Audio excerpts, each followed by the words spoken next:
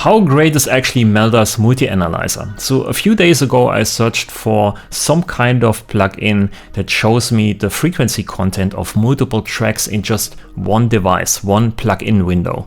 And I settled down with Melda's multi-analyzer here because first and foremost it's currently 55% off, so it's only 27 bucks for me, so it was kind of a no-brainer.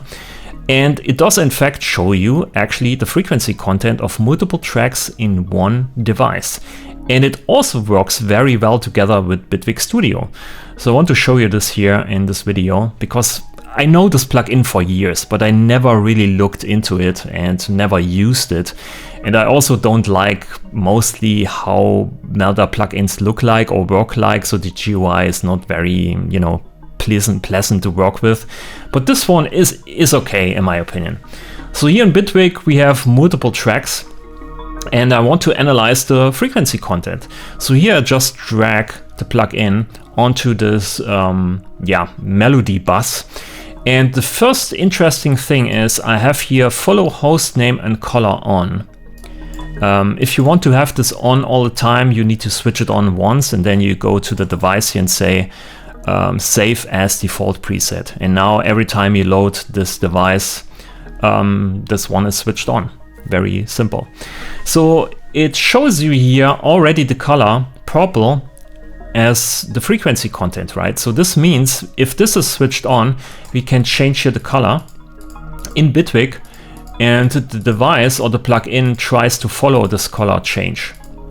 We can also change the name. We can say melodies or melody.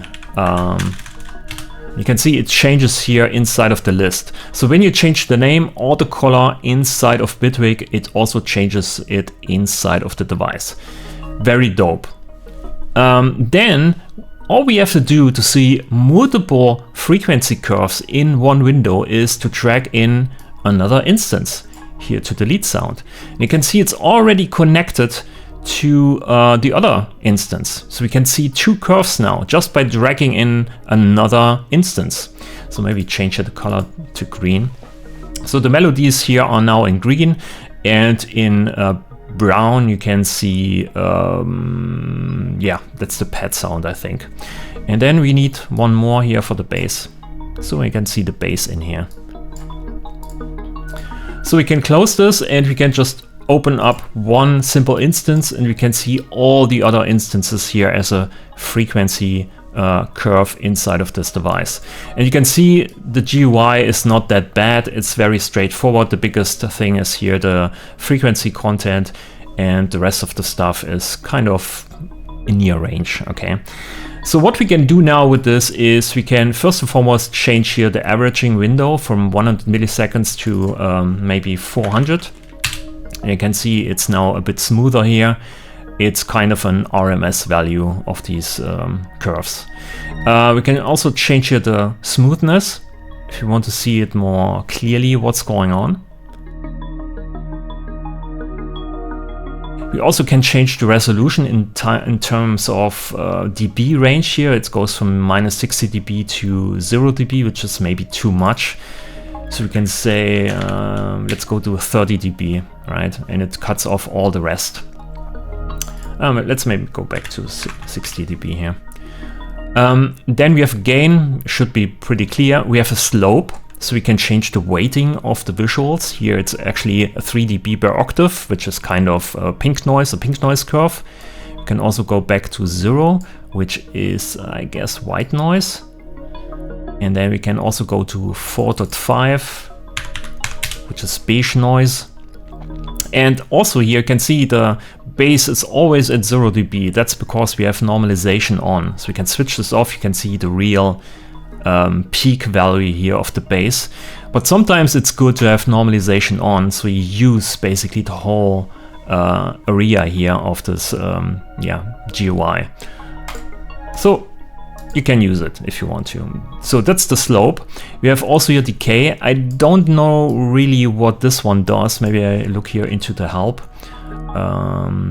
Let's see, decay controls the speed that the magnitude returns to the minimum value, silence.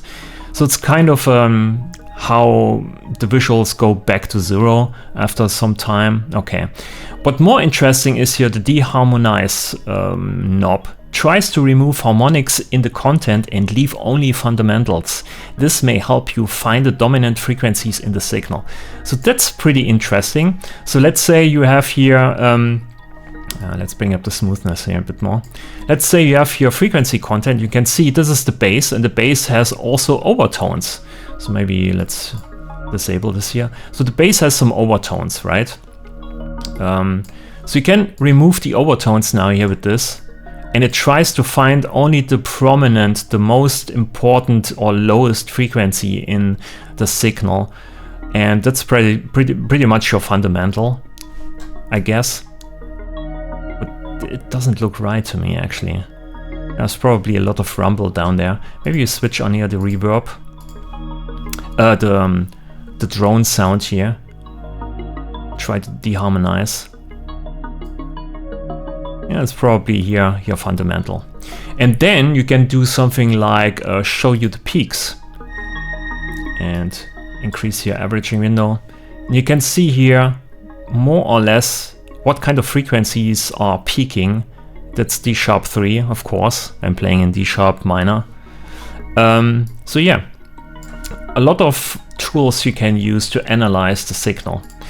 Then there's here down these kind of tabs. These are also interesting because let's switch this off here for a moment. So this is the spectrum. Then there's a sonogram. We can also kind of, can we do something here? Not really. Super resolution. Yeah, it gives you kind of more clear visuals of what's going on. Then we have something like collisions. And you can see here where some frequencies are overlapping. This is in red. This is basically an additional lane in here. And you can also use here then on the left side these tracks to kind of prioritize certain things. So you can say the bass goes to the top because it's my most important track. I never want to cut something out of the bass. Maybe switch this off here for a moment. What kind of the reverb thing here, the lush reverb lead thing, which is kind of a drone sound in the background, that's something I want to EQ something away because I want to make room for more important instruments, right? So this is where you can change the prioritization here of this. And I think it should change here how it looks like down here. And then you can decide where you want to make cuts in your instruments. Yeah, I kind of find it interesting to have this. Then there is something like loudness and wave, and you can see here some kind of, yeah, how is it called? The waveform.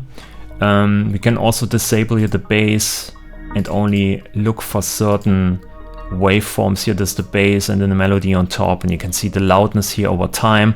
And this is the momentary LUFS value that you can see here in blue. We can also use short-term or integrated. So everything is in there. And you can compare, and you can see where the dynamics go too much or too low or too high, kind of. You can also stop this. What's this here? I have no idea. Okay, so this is stereo here, the stereo field. Of course, the bass is completely mono in the center. Melodies are pretty wide. I have here also panning modulation left and right, and the drone on top. So you can make decisions based on this. You can see, oh, there's a lot of stuff happening on the sides, or maybe the bass is too wide or whatever. And you can really pinpoint or focus on certain areas, put the clap on this position in the stereo field, or the percussions on this position in the stereo field. So you can see this all in here, and you can see it's all over the place for me, and it sounds cool to me because I want to have this kind of soup, this reverb soup. Yeah, but you can analyze it if you want to. Then there's of course here an oscilloscope, also normalization is also in there. You can remove the bass. That's the bass only. That's the melodies, and that's the drone sound on top. Not really helpful, I would say, but maybe you can see here the phase correlation with certain instruments. Yeah, you can do it. So it's everything is in this plugin, and there's much more. It's not just that, but these are the things I use mostly.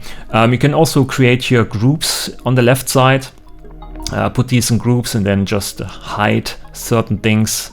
There are some overlays here. You can use octaves, and you can see this the first octave, second octave, or maybe overlay this here with drums. You can see here is usually the snare drum, snare punch. I don't know if you want to use this or if you need this. It's in here. Vocal females, female vocals, saxophone, growl, bite. Okay, it's maybe interesting. So everything is in there. It's, in my opinion, a really great plugin for this price at the moment, for 27 bucks. I mean, it's absolutely a no-brainer. By the way, this video is not sponsored or anything like this. I just really rediscovered this a few days ago because I needed this. And I just thought maybe I'd give it a shout out, okay? So that's it for this video. Please leave a like.